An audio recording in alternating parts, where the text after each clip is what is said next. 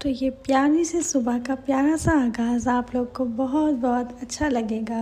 Fishes, ducks और पहाड़ों के साथ हमसे जो है वो आप टच में रहें। प्यारी सी सुबह का आगाज़। गुड मॉर्निंग, अस्सलाम वालेकुम। कैसे हैं आप लोग? आई होप आप लोग सब अच्छे होंगे। मैं भी आप लोग की दुआओं से बहुत अच्छी हूँ। और ये हमारी सुबह का व्यू है। सुबह सुबह बालकनी में खड़े रहना बहुत अच्छा लगता है। और आज मेरी तबीयत थोड़ी डाउन है, थोड़ा फीवर सा भी है। तो बहरहाल रूटीन के साथ सब तो चलता ही रहता है।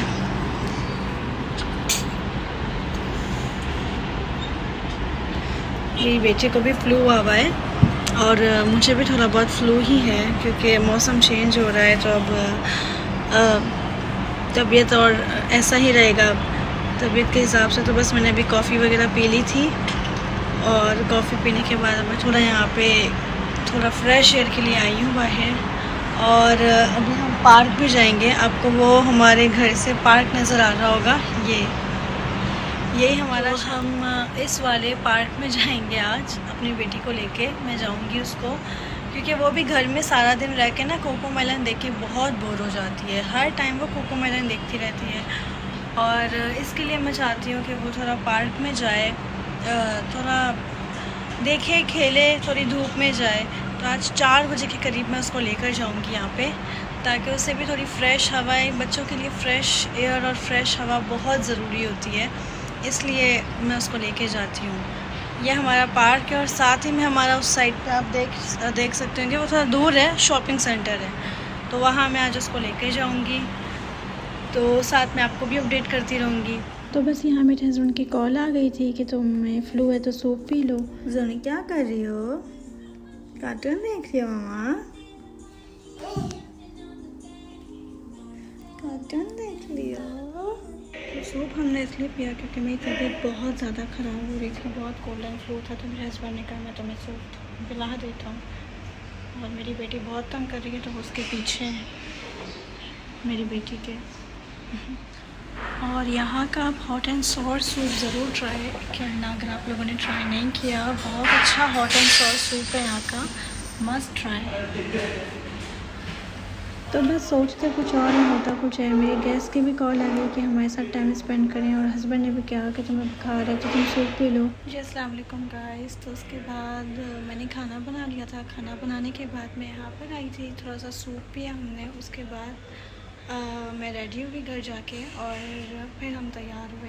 पार्क तो मैं अपनी बेटी को लेके जा नहीं सकी क्योंकि टाइम नहीं था। हमारे जो गेस्ट उनका मैसेज आ गया था कि आप लोग हमारे साथ घूमने चलो, आउटिंग पे चलो। तो हम वहाँ चले गए थे। तो बस यहाँ से बस हमने सूप पिया, घर के पास ही रेस्टोरेंट। तो मेरा बहुत सूप पीने का मन कर रहा था, बहुत दिल चाह रहा था, तो हमने यहाँ पे सूप पिया। अच्छा रेस्टोरेंट है, कराची दरबार है ये। यहाँ से हमने सूप पी के फिर हम घर जाके तैयार हुए। मैं आप लोग को भी यही कहूँगी कि आजकल डेंगू और कोल्ड एंड फ्लू बहुत ज़्यादा फैला हुआ है, क्योंकि मौसम चेंज हो रहा है। तो प्लीज़ अपने बहुत ख्याल करें। बहुत देखें, मेरी बेटी को भी फ्लू हुआ हुआ है, मुझे भी हुआ हुआ है, बट नॉर्मल जस्ट फ्लू है, ज़्यादा तबीयत ख़राब नहीं है। तो प्लीज़ अपना ख्याल रखें आप लोग बहुत ज़्यादा। जोनी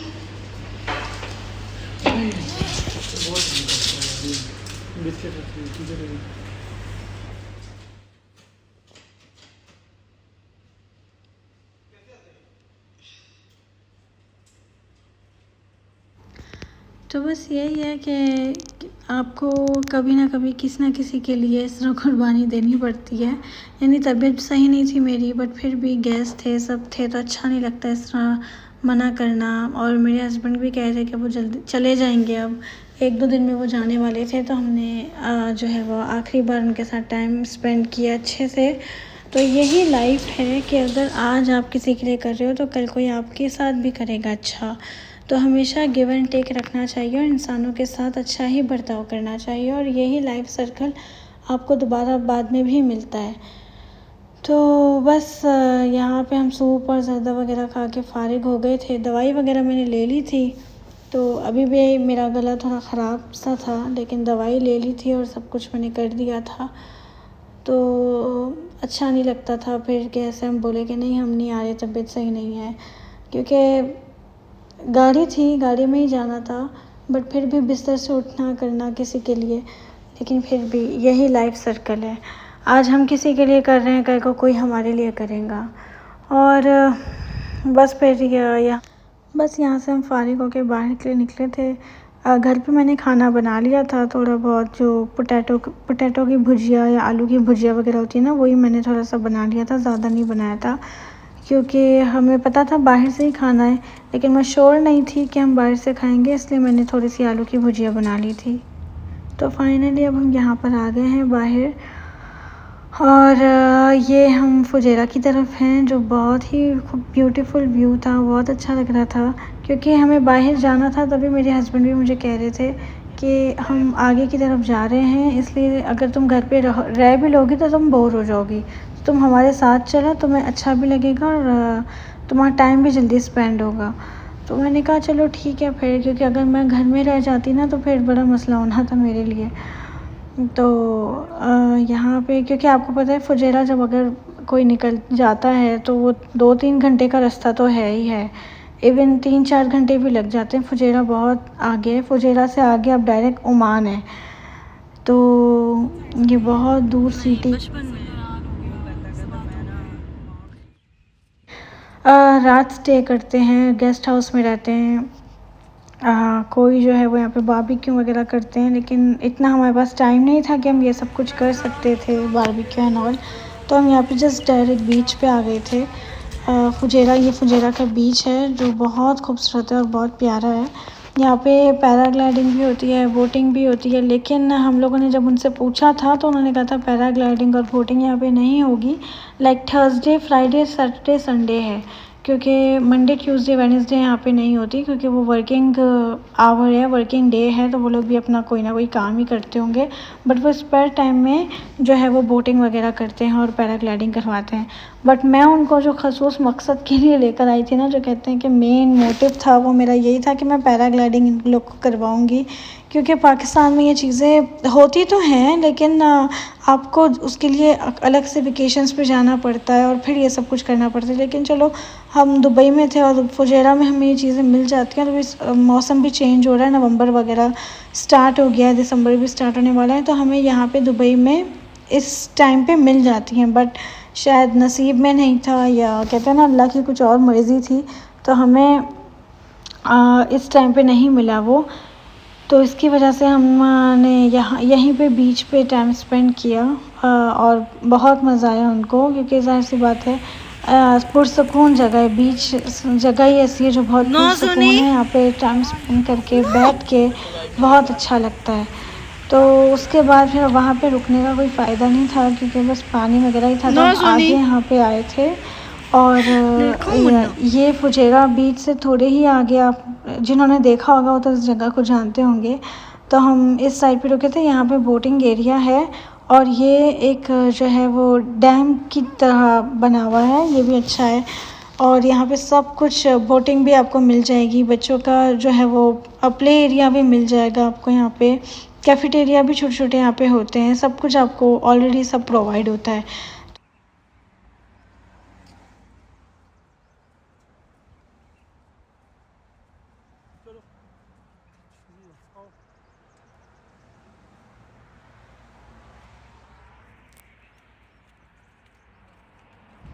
तो यहाँ से फिर हम निकल के रफ़ीसा लॉन्च की तरफ गए थे। रफ़ीसा लॉन्च बहुत ही अच्छी जगह है, लोग बहुत दूर दूर से आते हैं, एंजॉय करते हैं। यहाँ पे सारे बोटिंग के जो है वो पार्ट बने हुए थे कि आपको कौन सी बोटिंग लेनी है, आपको जो है वो इंजन वाली लेनी है या आपको पैडल बोटिंग लेनी है, इट्स डिपेंड अपॉन यू। तो जैसे ही हम स्टेयर्स क्रॉस की हमने, वहाँ पे हमको एक ऑफ़िस नज़र आ गया था, और ऑफ़िस जाके हमने अपनी बोटिंग की टिकट्स ली थी, और टिकट्स लेकर फिर हम बोटिंग के लिए निकले थे। और यहाँ पे बोटिंग का ये सीन है कि अगर आप बोटिंग कर रहे हो और अगर पहाड़ी से आपकी बोट थोड़ी सी भी टच हो गई या टकरा गई या आपकी उनकी बोट को जो है वो नुकसान हुआ, तो वो आपसे फ़ाइन ज़रूर लेते हैं, और फ़ाइन भी 10,000 11,000 तक होता है। और सबसे अच्छी बात यहाँ की ये है कि यहाँ पे माउंटेन्स पे यानी बहुत टॉप पर है ना, उन लोगों ने कैमरे भी जो है वो अटैच किए हुए होते हैं, फिट किए हुए होते हैं कि कोई कुछ भी हो तो फ़ौरन वो कैमरे में कैप्चर करें। और इनके कैमरे डायरेक्टली दुबई पुलिस ऑफिस से भी अटैच होते हैं और यहाँ फुजेरा ऑफिस में भी अटैच होते हैं। तो यहाँ पे बहुत जो है वो केयर करनी पड़ती है। अगर कोई बोटिंग कर रहा है या बोटिंग चला रहा है तो वही चलाए जो मतलब एक्सपीरियंस हो या उसे पता हो कि कैसे करना है और क्या कर। तो उसके बाद ये बच्चों का प्ले एरिया सेक्शन था जो मैंने आपको बताया था। और फिर फाइनली हमने यहाँ पे बोटिंग ले ली थी, बोट ले ली थी और यहाँ पे हमने जो है वो इंजन वाली बोट ली थी जहाँ पे हमें बहुत अच्छा लग रहा था। यहाँ पे फुल सनसेट वाला हो गया था सीन और मेरे कज़न्स भी खुश थे। थोड़ा सा बोरिंग भी उनको लग रहा था लेकिन वो उनको अच्छा भी लग रहा था, मज़ा आ रहा था। तो हमने बोटिंग की, अच्छा भी लगा। और 1 घंटे की बोटिंग थी लेकिन हम जो है वो पौने घंटे में, हाफ़ एन आवर में वापस भी आ गए थे क्योंकि एक तो मगरिब होने वाली थी, दूसरा ये कि वो चला चला के भी काफ़ी जो है वो थक गए थे क्योंकि ज़ाहिर सी बात है वो इतने ही सर्कल में आप घूम रहे हो, आप कर रहे हो, उससे आगे आप जा नहीं सकते क्योंकि देखो आप वहाँ पे आप देख सकते हैं वहाँ पे जो है पानी में एक बॉर्डर लाइन दी गई है कि इसको आप क्रॉस नहीं कर सकते, इससे आगे आप नहीं जा सकते। तो अब वो हम क्रॉस नहीं कर सकते थे, सिर्फ इतने से एरिया में हम जो है वो घूम रहे थे। और वहाँ पे वहाँ डक्स वाली साइड भी थी, वहाँ पे जो है फ़िशेस भी थी बट हमें वहाँ पे जाना अलाउ नहीं था क्योंकि जो बस थोड़ा सा मेन एरिया था हमें वहीं पे रहना अलाउ था। तो ये बहुत अच्छा लग रहा था, यहाँ पे बहुत प्यारा ब्यूटीफुल व्यू भी था, मज़ा आ रहा था। फिर हम फाइनली वहाँ से फ़ारिग हो गए, यानी अब रात हो गई थी, हम निकल गए थे वहाँ से और हम जा रहे थे अल-सुफू रेस्ट हाउस की तरफ। वो भी आप हमारे साथ यहाँ पे देख लें किस तरह का है, वो क्या है। जो पहली बार देख रहे हैं वो ज़रूर उनको अच्छा लगेगा, वो ज़रूर जब यहाँ पे आएंगे तो यहाँ पे ज़रूर विज़िट कीजिएगा। और जो जा चुके हैं, जो देख चुके हैं तो उनके लिए तो कोई बात नहीं है, उनको तो ये जगहों का पता होगा। तो ये शायद मेरा कोई 4th या 5th टाइम था जब मैं यहाँ पे जा रही थी क्योंकि हम जब भी सर्दियाँ होती हैं हम यहाँ पे ज़रूर आते हैं। आपको वहाँ पे पहाड़ी पे छोटा सा ब्लू कलर का एक लाइट सी दिखी होगी, बस हम वहीं पे जा रहे थे। ये हम यहाँ पे पहुँच गए और ये बहुत खूबसूरत है। यहाँ पे भी ऐसा ही है कि बहुत प्यारा सा व्यू नज़र आता है क्योंकि वो पहाड़ी के बहुत टॉप पर है। बहुत जैसे इस्लामाबाद पाकिस्तान में मुनाल रेस्टोरेंट्स वगैरह हैं, नथिया गली है, बस वैसे ही उन्होंने थोड़ा सा एक लुक दिया है और बहुत प्यारा है, बहुत खूबसूरत है। इसका व्यू वगैरह भी मैं आपको अभी थोड़ी देर में दिखाऊंगी, आपको बहुत अच्छा लगेगा। तो ये इसका इस तरह से व्यू था और यहाँ पे ज़ाहिर सी बात है वो पहाड़ी से इतना ऊंचे की तरफ है तो थोड़ी सी सर्दी भी शुरू हो जाती है। यहाँ पे थोड़ी ठंडक होती है और सन्नाटा एरिया है। और यहाँ पे अंदर ये कैफ़ेटेरिया भी है, जिसने कॉफ़ी पीनी है, या ये पूरा एक रेस्टोरेंट होटल बना हुआ है। जिसने कॉफ़ी पीनी है, जिसने चाय पीनी है, वो अपनी मर्ज़ी से जो भी चाहे पी सकता है। तो यहाँ पे प्ले एरिया भी है, बैठने की भी जगह है और छोटे छोटे जो है वो स्टॉल भी लगे हुए हैं। जिसने कॉर्न खानी हो, आइसक्रीम खानी हो, वो अपनी मर्ज़ी से खा सकता है। यानी एक तरह से ये घूमने फिरने की अच्छी जगह है, बहुत खूबसूरत है। ज़रूर यहाँ पे आप लोग विज़िट करना, ज़रूर आना यहाँ पे आप। अगर आप लोग पहली दफ़ा हैं दुबई में तो यहाँ पे ज़रूर आना आप। बस इसी तरह का इन लोगों ने प्ले एरिया बनाया है। ये किसके लिए रखा है? पता नहीं, शायद बच्चों के लिए, छोटे बच्चों के लिए जो 8-9 साल के होते हैं ना।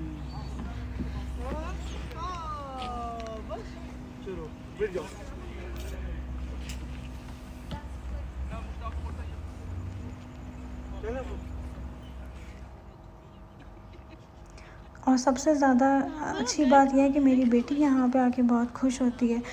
एक्चुअली ज़ाहिर सी बात है सारा दिन तो वो बेचारी, हम दोनों अकेले घर में ही होते हैं, मैं और मेरी बेटी। लेकिन जब वो ज़्यादा लोगों को देखती है, करती है तो खुश होती है।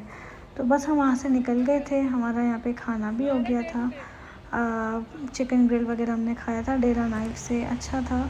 और खा पी के यहाँ से हम फारिग हुए थे। और यहाँ पे अभी भी दिवाली लाइट्स जो हैं वो हुई भी हैं, दिवाली लाइट से लोग ख़त्म नहीं कर रहे, तो अच्छा लगता है देख के। खैर, तो बस अब हम घर जाने की तैयारी कर रहे थे, रात बहुत हो गई थी और उन लोगों को पैकिंग भी करनी थी। ऑफ कोर्स हमको दोबारा वापस घर जाना था, पाकिस्तान जाना था। तो उन्हें भी अच्छा लगा, उन्होंने हमें टाइम दिया, हमें भी अच्छा लगा कि उन्होंने जो है वो हमारे साथ टाइम गुजारा। तो बस यहाँ पे रात हो गई थी और हम घर की तरफ थे। अगर आपको मेरा व्लॉग पसंद आया हो, अगर अच्छा लगा हो, तो प्लीज़ इसे लाइक, शेयर और सब्सक्राइब ज़रूर कीजिएगा। दुआओं में बहुत ज़्यादा याद रखिएगा। अल्लाह हाफ़िज़।